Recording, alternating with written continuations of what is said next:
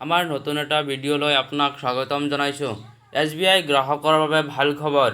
2 লাখ টকালৈকে বিনামূলীয়া বীমাৰ সুবিধা দি আছে কৰ্তৃপক্ষই। কেনেদৰে উঠাব ইয়াৰ লাভ?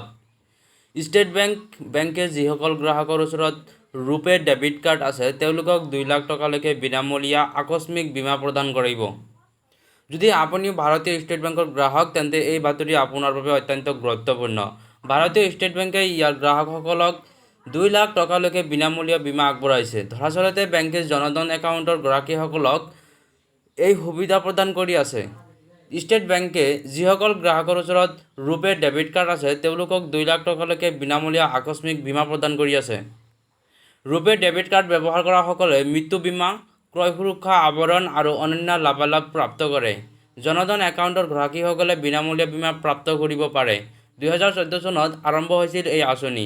উল্লেখযোগ্য যে প্ৰধানমন্ত্ৰী জনধন যোজনা PM জনধন স্কিম 2014 চনত আৰম্ভ হৈছিল। আঁচনিখনে অৰ্থনৈতিকভাৱে দুৰ্বল লোকসকলক বিত্তীয় সেৱা, বেংক সঞ্চয় আৰু জমা একাউণ্ট, ঋণ, বীমা, পেন্সন সুলভ প্ৰকাৰে প্ৰাপ্ত কৰাটো নিশ্চিত কৰে।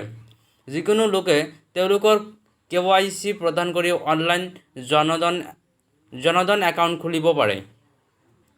ট্ৰেন্সফাৰৰ ক্ষেত্ৰত আছে বিকল্প। সাধাৰণ সঞ্চয় একাউণ্টক ছেভিং একাউণ্ট জনধন যোজনাৰ একাউণ্টলৈ স্থানান্তৰ ট্ৰেন্সফাৰ কৰাৰ বিকল্প আছে।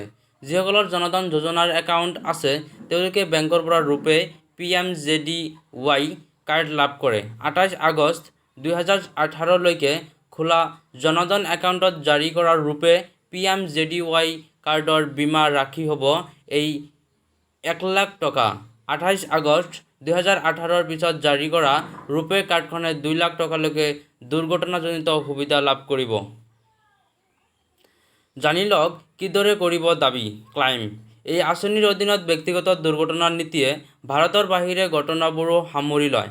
প্ৰয়োজনীয় নথিপত্ৰ দাখিল কৰাৰ পিছত বীমাৰ পৰিমাণ অনুসৰি দাবী কৰা ধন ভাৰতীয় টকাত পৰিশোধ কৰা হ'ব। আদালতৰ নিৰ্দেশ অনুসৰি হিতাধিকাৰী কাৰ্ডধাৰক বা আইনী উত্তৰাধিকাৰীৰ একাউণ্ট নমনি হ'ব পাৰে। দাবীৰ বাবে প্ৰয়োজন হ'ব এইসমূহ নথিপত্ৰ।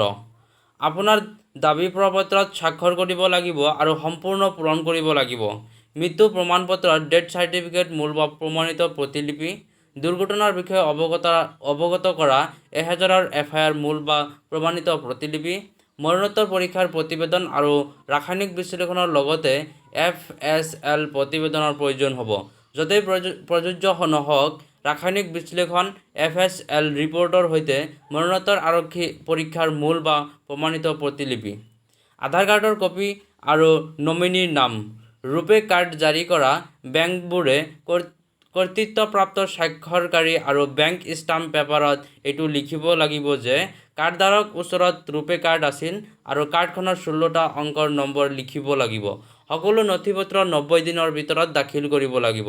মনোনীত ব্যক্তি বা নমনিৰ নাম আৰু বেংকৰ বিৱৰণ, মনোনীত ব্যক্তিৰ পাছবুকৰ প্ৰতিলিপি, দুৰ্ঘটনা সন্দৰ্ভত দাখিল কৰা এজাহাৰৰ হিন্দী আৰু ইংৰাজী প্ৰতিলিপি, বেংক বিষয়াৰ নাম আৰু যোগাযোগৰ বিৱৰণ আৰু ইমেইল ID প্ৰদান কৰিব লাগিব।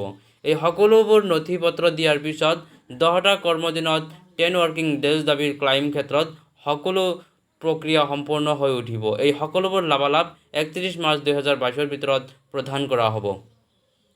ধন্যবাদ। আমাৰ ভিডিঅ' চোৱাৰ বাবে আপোনাক অশেষ ধন্যবাদ।